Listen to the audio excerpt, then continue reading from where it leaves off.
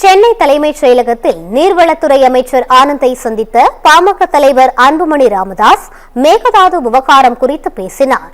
மேகதாது அணை விவகாரத்தில் காவிரி விவசாயிகளின் அச்சத்தை போக்க அனைத்துக் கட்சி கூட்டத்தை உடனடியாக கூட்ட வேண்டும் என பாமக தலைவர் அன்புமணி ராமதாஸ் வலியுறுத்தி வருகிறார்.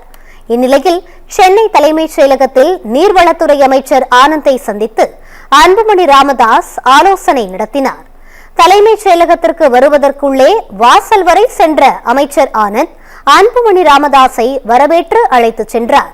இந்த சந்திப்பின் போது நீர்வளத்துறையில் மேற்கொள்ள வேண்டிய சீரமைப்புகள் குறித்து அன்புமணி கோரிக்கை வைத்ததாக கூறப்படுகிறது. மேலும் மேகதாது விவகாரத்தில் அனைத்துக் கட்சி கூட்டத்தை கூட்ட வேண்டும் எனவும் அவர் அமைச்சரிடம் வலியுறுத்தியதாக தெரிகிறது.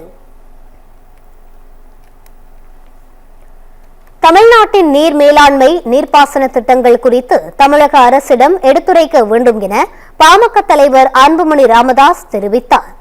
சென்னை தலைமைச் செயலகத்தில் செய்தியாளர்களிடம் பேசிய அவர் தவேக அரசு ஆக்கப்பூர்வமாக அரசியல் செய்வதாக பாராட்டு தெரிவித்தார். தமிழகத்தில் கடன் சுமை இருந்தாலும் முக்கியமாக நீர்த்திட்டங்களில் முதலீடு செய்ய வேண்டும் என்றும் ஒவ்வொரு ஏரியையும் 1 மீட்டர் அளவிற்கு தூர்வாரினால் 200 TMC நீரை தேக்க முடியும் என்றும் கூறினார். கடந்த 60 ஆண்டுகால திராவிட ஆட்சியில் நீர் மேலாண்மை திட்டங்களுக்கு முக்கியத்துவம் கொடுக்கவில்லை எனவும் இதனால் தமிழகத்தின் பாசன பரப்பு கடந்த 45 ஆண்டுகளில் 40 லட்சம் ஏக்கர் குறைந்துள்ளதாகவும் குற்றம் சாட்டினார்.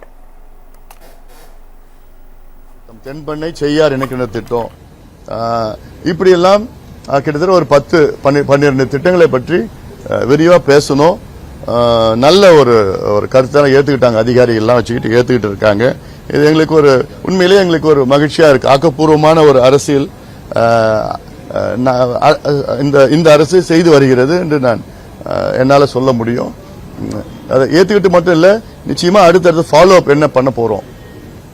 இந்த திராவிட கட்சிகள் உடைய மிகப்பெரிய தோல்வி என்பது நீர் மேலாண்மையில நீர் திட்டங்களுக்கும் நீர் மேலாண்மை திட்டங்களுக்கும் முக்கியத்துவம் கொடுக்காததுதான் இந்த திராவிட கட்சிகள் தமிழ்நாட்டுக்கு செய்த அவங்களுடைய மிகப்பெரிய தோல்வியை நான் பார்க்கிறேன்.